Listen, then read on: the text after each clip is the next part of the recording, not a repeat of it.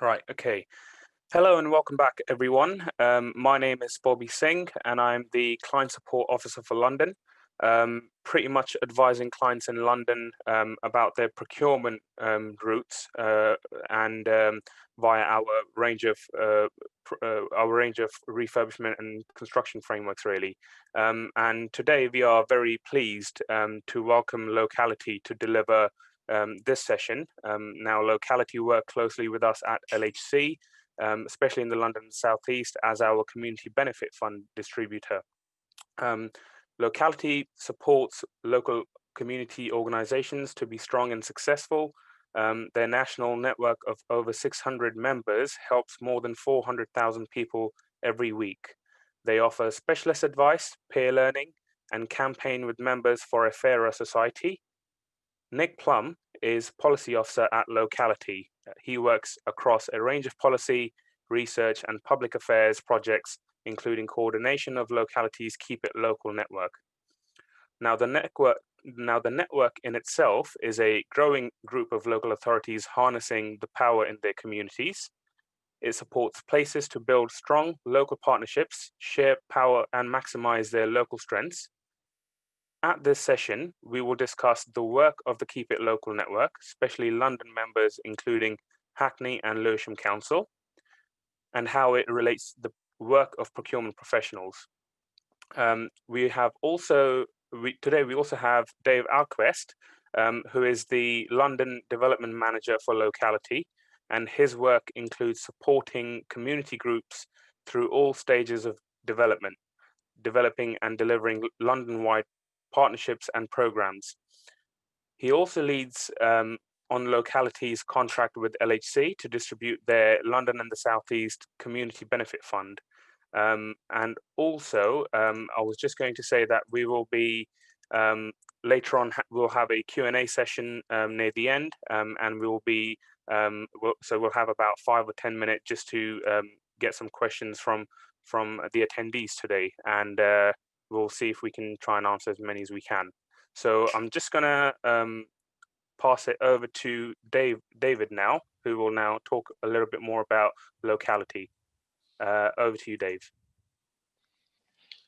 We're going to attempt to do a bit of a double act, and my name's Dave Alquist, and my colleague is Nick Plum, and we're going to try and seamlessly segue between each other during the course of this. I thought it would be useful for me to give attendees a flavour of what Locality is all about. And then I'm going to hand over to Nick to talk, as Bobby was saying, about the Keep It Local network and various other pieces of policy and influencing work we do around that. I think that will be relevant to the audience today. And then at the end, I can say a little bit about the LHC fund, just to give you a flavour of that, and perhaps have a bit of discussion at the end, questions and answers, as Bobby said. So let me just see if we can move to our first slide. So this is Locality, basically a network of community organisations across England, around 1,000 members across England, about 150 or so, growing rapidly actually since we launched our network membership in London. We network largely of community organisations, but increasingly of local authorities, housing associations, health organisations. Especially since COVID, I think the last few months, we've seen a much greater partnership, I think, and coming together of local authorities and some of the major community organisations in our communities. And we kind of talk about the idea of power partnerships, where community groups and local authorities are working together much more effectively. And I think Nick will say a bit more about that, or relate to that a little bit later on. Just a little bit about the history of Locality, just for interest, really. Although Locality, the organisation, was founded in 2011, we've got a long heritage, and the kind of it started really with the university settlement movement. This was where kind of the major universities, Oxford and Cambridge and so on, planted settlements in some of the disadvantaged areas of the major cities, including London. And some of those settlements still remain. And actually, those settlements and other locally focused organisations eventually merged to become our organisation, hence that kind of strong membership base and network base. Still some kind of major projects in London, for example, Cambridge House, Oxford House in Bethnal Green, Toynbee Hall, quite well known and historic trust, still members of Locality, but came out of that movement. So we've been at the forefront of social change for more than 100 years. Just some figures to give a sense of the size of a network. Actually, all of those figures are quite out of date now. As I say, we've grown quite rapidly over the last year or so. But just to say that what we're about really is a network as much as we're about being an organisation, and memberships are community organisations, as well as other kind of partner organisations, and as I said, growing numbers of local authorities and public sector, other public sector bodies. Our network mobilises the talents and passions of thousands of local people, building community pride and self-determination. I'll give you a sense of our kind of typical or kind of core member organisation. We call community anchor organisations, and they're kind of multi-functioning organisations, usually place-based, locally based, usually delivering a whole range of services to their local communities, whether that be advice and guidance, whether it's stuff like community cafe, often linking in with local regeneration, and a kind of a whole range of deliverables, but also being a kind of hub for bringing together the different sectors, the public sector, the private sector, and the community sector. And I think these are often, I think probably as well, when we get on to next bit, we're increasingly talking about these organisations as cogs of connection. I know, Nick, you're going to cover that a little bit more, but those about what that means. But these are really good local organisations, often in our membership, for people involved in local development schemes, for example, to link up with as part of their kind of community engagement programme. And just a sense of what we do. So a number of strands to what we do. We provide resources for local people to get involved and create change in their community. A lot of online resources, toolkits, and that sort of thing. We're very keen on peer learning through connection, through our membership. So really the best way to learn is to talk to someone who's been there and done that. So we try and facilitate lots of peer-to-peer learning. Creating a better operating environment. We've got a really strong policy offer and influencing offer, and that we'll talk about that in the next section as well. And then the bit that I'm involved is we provide a whole range of specialist advice and support to both community organisations and public sector colleagues. And a little bit more detail on that, covering these different areas: governance, business planning, financials, marketing, collaboration, ownership of assets, management of assets, a whole piece around community engagement, and also increasing involvement in community-led housing also. And a couple of other things that we do. One of the things, we've got the contract from MHCLG to deliver and coordinate technical support through to neighbourhood fora who are developing their neighbourhood plans. That's quite a big piece of work. We've been probably in contact with all local neighbourhood fora that there are, I should think, across England. And doing that, we also manage a site called My Community, which is a resource of information, advice, tools, run by, we kind of lead a partnership of 10 partners, including MHCLG. And just to give you a flavour, perhaps, of how the kind of what we do, and probably some of you listening are involved, and where we can kind of support. So an example of some of the consultancy projects that my team has been involved in recently. There's in Cambridge a new development of 500 homes, and we're engaged to lead a 5-year community engagement programme to support the development of a strong, creative and resilient community. It was felt that the developer in this case wanted to bring in kind of specialists to lead on that over a long period of time. So it's quite an interesting project. Options appraisal for operation of a community space built as part of a major central London development, kind of a section 106 or CIL commitment. As part of that, the scheme wanting to incorporate the community space. So our kind of role was to sort of shape that, what that was going to be what that's going to look like, how it's going to be managed. The third one was development of a strategic and operational approach to the social investment work stream of an estate rebuilding program. Again, this is the South London program of estate rebuilding. It was really all about development, community engagement to make sure that was that social investment work stream was delivering what it should be doing and bringing people along with the program. And some business planning support as well. In this case, for the rebuilding of a community centre as part of a mixed-use redevelopment. The community centre was on a wide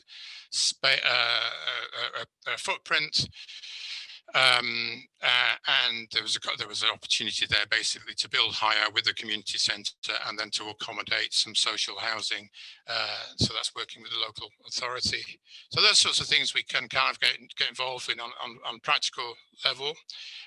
Just flagging this up really because it's, again, these are the areas where the GLA, Greater London Authority, have flagged up into, and then thinking about rebuilding after COVID. And these are the key kind of planks, they call them kind of mission areas, which,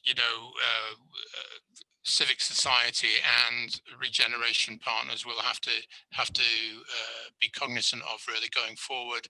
Things like the idea of the 15-minute city really plays into increasingly thinking about how important neighbourhoods and the very local is in terms of forming our the way we live going forward. And all these other things are areas where kind of we can work together with regeneration to increase a social value offer really. And then just finally about this is where I attempt to do a kind of nice smooth segue to your piece, Nick. We're talking about how some of the influencing work we do. We cover areas like community ownership, localism and devolution, looking at post-Brexit and what's going to happen post-Brexit, and also the whole piece of work around keep it local. So that's kind of, hopefully that's given you a flavour of what Locality is about. Quite a wide-ranging, really interesting organisation, I think. But I wouldn't I? But I hope you found that interesting. I'm going to hand over to Nick now, so I'll just go on to my blank slide and then I'll have to stop sharing, I think. Thanks, Dave. And I will start sharing my screen.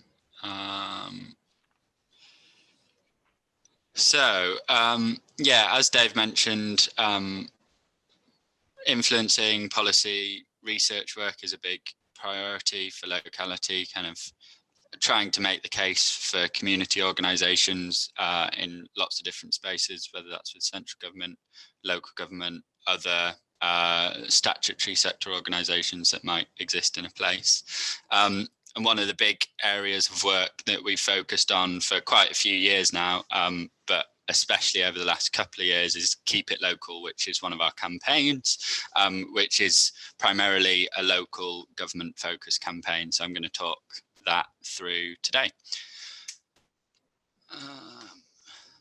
Great. So yeah, the things that I want to cover today are kind of the evidence base and arguments that underpin the Keep It Local campaign. We've got a few slides which will run through that. And then a bit of a reflection on the current landscape, the fact that we are living with COVID at the moment, the fact that that's had a huge impact on the way all of us work over the last 6 months or so, and what some of that might mean for the future. And then specifically what that might mean for colleagues in procurement teams in London and the South East. So our Keep It Local campaign really came out of a feeling and a challenge that our members were facing with the trend towards scale that we think we've seen in public services over probably the last decade or so. We all know that the kind of challenges councils are facing in both shrinking budgets, rising demand for services has a real impact on the way that they work. And for many of our members, they were experiencing the way that places were trying to seek savings was through bundling services up into ever bigger packages, perhaps accompanied by quite complicated procurement approaches, which we felt and they felt was shutting them out of the public sector, public services market. So our Keep It Local work basically developed from that understanding and experience of our members. And as I said, we've been working on that for the last 7 or 8 years now. But I think more recently, really starting to see some examples of what we call scale fail.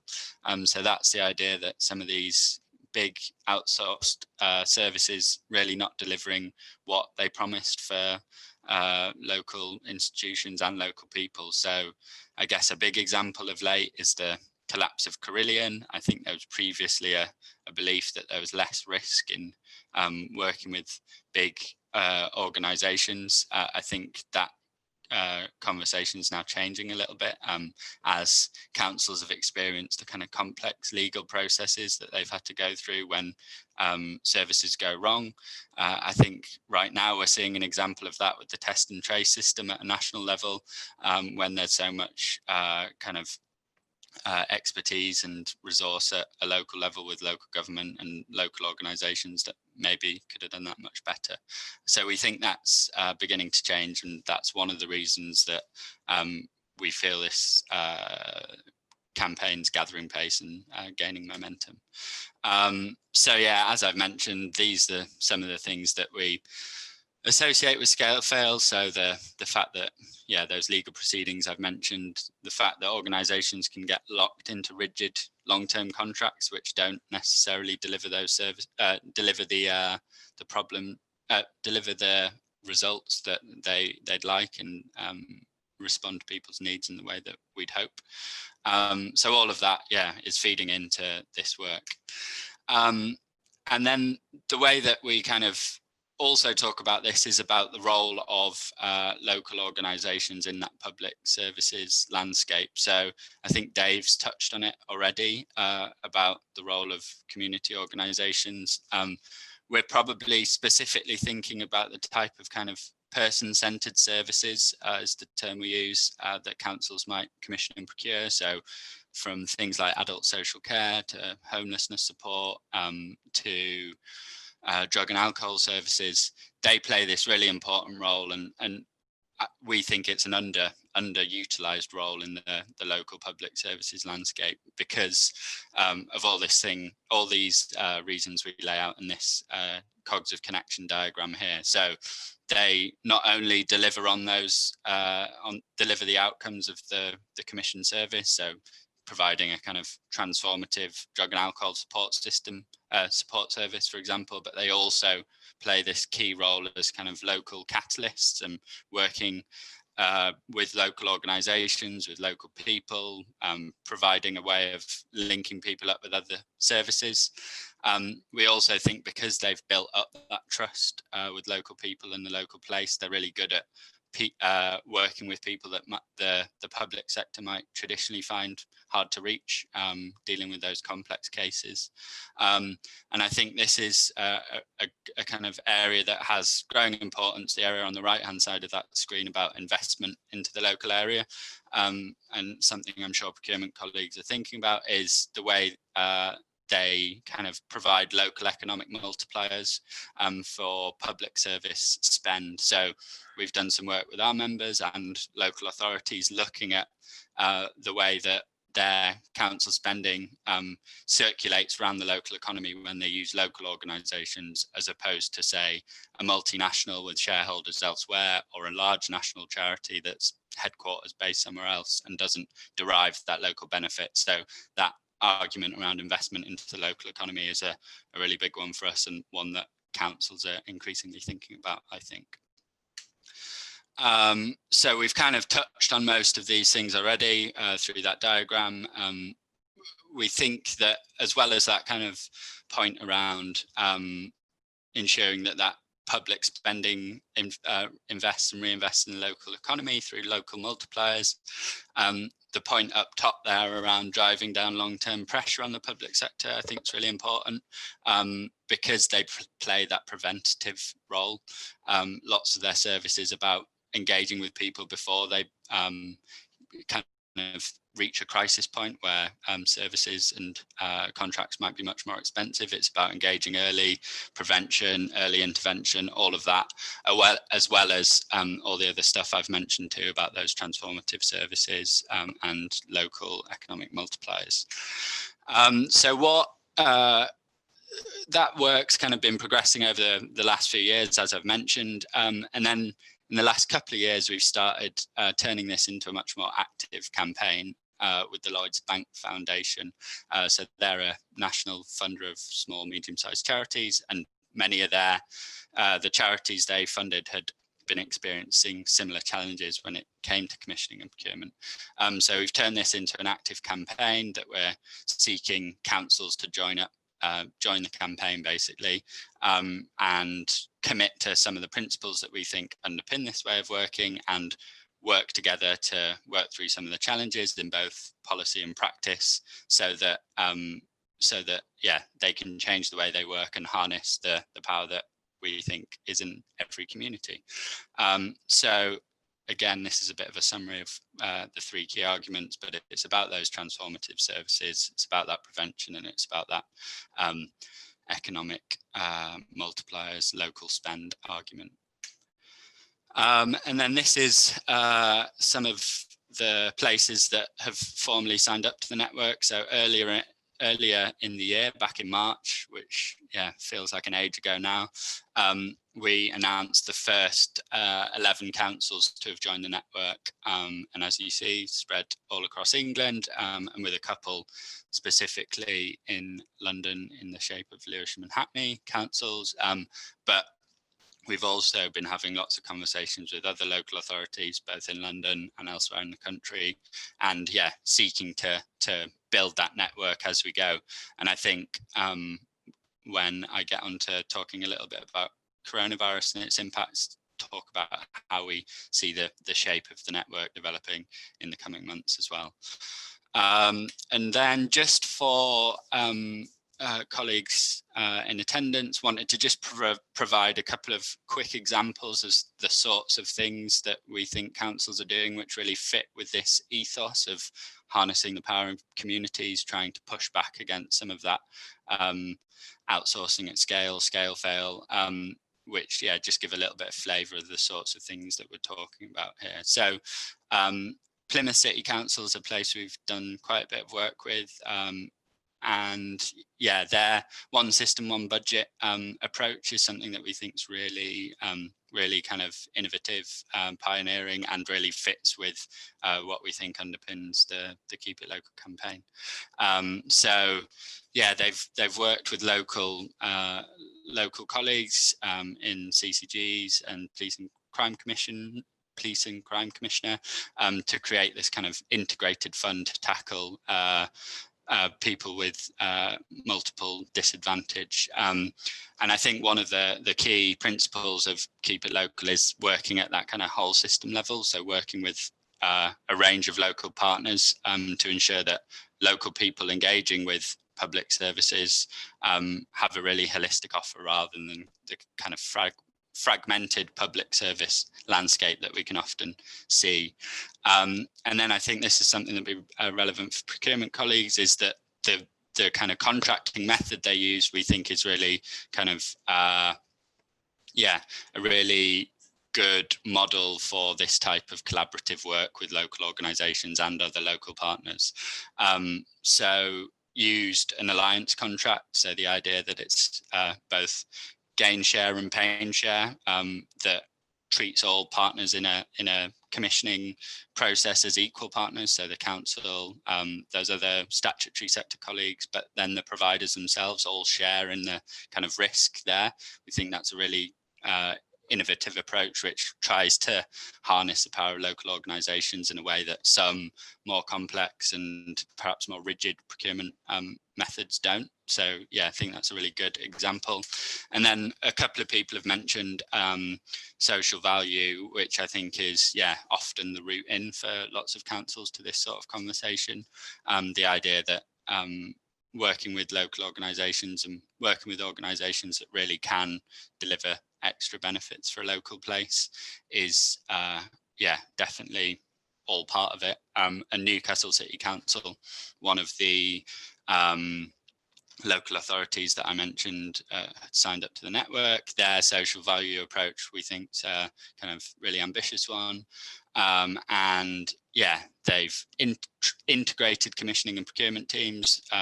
Obviously, they work very closely, but in lots of places, but Newcastle, they've really kind of aimed to make sure those two teams are working incredibly closely together through co-location, shared directorate, working on culture change as well.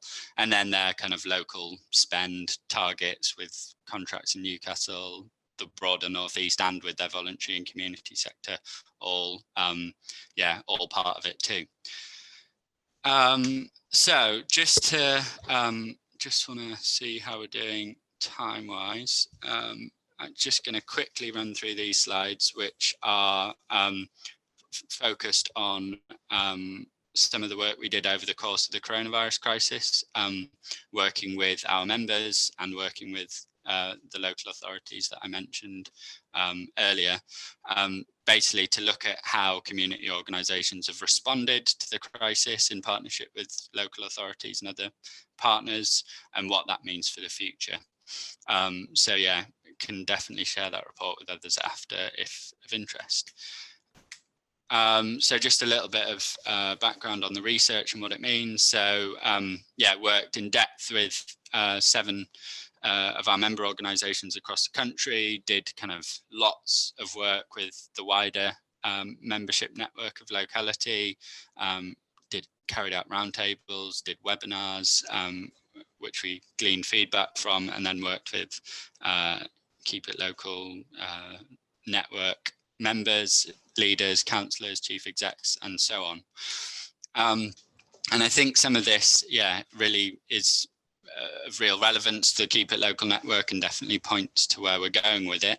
I guess the first finding there about existing social infrastructure being vital to the crisis response is a bit of an obvious one, but has really shone through our research. So when we're talking about social infrastructure there, we're talking about local organisations, voluntary and community sector organisations, locally rooted small businesses, and the way that has really been vital in the crisis response. So the idea that councils and other organisations which have supported those types of organisations to be strong when the crisis hit, they managed to mobilise really quickly and respond to the needs of local people through kind of food distribution, coordination of volunteers, all that sort of really important stuff that happened in the early stages of the crisis. And then I think this is a really interesting point for us, is the idea that as well as those kind of places where there was a good system and good infrastructure being able to respond quickly, we've also seen new systems and new partnerships emerge really quickly during the heat of the crisis. So the idea that places and local organisations from the voluntary and community sector and local government were fighting a bit of a shared challenge. So it meant that they were able to come together quickly. And then I think something else that had an impact on that was some of the Cabinet Office guidance on procurement, which kind of encouraged a bit more flexibility in the way local authorities might procure services and work in a bit more of a trust-based way with local organisations. I think that's also influenced the way that these new systems have emerged. And I think that kind of is really important as we look to the future and think, how do we take some of the good things that we've seen during coronavirus and ensure that they last into the future. And then the third point there about cogs of connection, back to the earlier diagram that I talked through, I think that's been a really important feature during the crisis. So community organisations doing lots of that linking between statutory sector bodies and kind of really hyper-local mutual aid groups, volunteers, new emerging groups, that community organisations have really done lots of that intermediary role, and that's been really important, where there's been perhaps a level of distrust between the statutory sector and mutual aid and vice versa, that community organisations have provided some of that glue between different levels of the system. And then the final point is just that, and I think this is relevant for everyone, that we've all adapted at pace over the last few months, and that's been really tricky. I think community organisations have shown that they can do that really well, but there's also lots of challenges about the future, which are going to impact the way that those organisations can operate, and whether they can still continue to provide that really kind of transformative role in those first 3 points I've made there, if we enter a second wave, or if we're looking to kind of tackle an economic recession and the way that they work with people who are furthest from the labour market. All of those things are at threat because of the kind of challenges that those organisations are facing financially and organisationally going into the future. So that's, yeah, a little bit of a challenge there. And then just a couple of other really quick points on some of the stuff that we've uncovered and kind of is part of this story. I think that the point there from the new local government network survey of council chief execs, finding that almost all of them said that the contribution of community groups has been like a hugely significant part of the way that they've responded to the crisis, which, yeah, I think we're really in a bit of a kind of community moment. There's a recognition at various different levels that we've seen this wave of community spirit during the crisis, and how do we harness that and ensure it is sustained? And the phrase we use is turning that community spirit into kind of meaningful, long-lasting community power, which, yeah, I think lots of this stuff that we've mentioned through Keep It Local and the work that Dave's mentioned as well is really kind of central to ensuring that we do harness this moment. And then, yeah, again, I'm not going to go over that procedural change about procurement flexibilities. I think people might have views on that. And I know there's more change coming potentially with a procurement green paper and thinking about how some of those flexibilities remain or don't. So, yeah, we'll leave that there for now. And then just to finally quickly cover something before I pass back to Dave, or potentially go for questions depending on timing.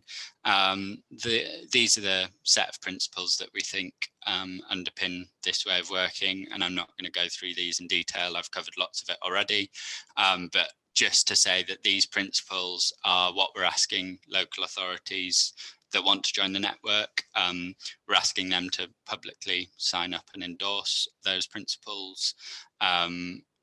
Can do that in a variety of ways. It might be a leader of a council, chief exec, taking that decision. It might go through cabinet or full council. And then alongside endorsement of those principles, we we talk about appointing a Keep It Local champion in cabinet and senior management team, as we've done in places like Hackney and Lewisham, where they have champions both from elected member and official side, and then importantly, committing to work with us to kind of assess and improve current practice. So we do a bit of work to kind of baseline where a local authority might be at. Just to jump back to those principles, they're definitely not something that we say all councils have to be able to demonstrate they're doing all of these things within a year or whatever. This is something that is designed to be aspirational. This is something to work towards. These are some of the things that we think could guide the way that local authorities work. And then importantly, with all of this, it's not just about a conversation between locality and a local authority. It's also about having that discussion with the local community too. So local voluntary community sector organisations, local people, about what Keep It Local might mean in a specific setting. It's going to look very different in one place in the country to another. And I guess, one of the reasons that we wanted to speak to everyone on this call today was to say that, we're always keen to have new members as part of the network. And if some of these principles feel like the sorts of things that apply to your place and the way that you work, then really keen to have a conversation.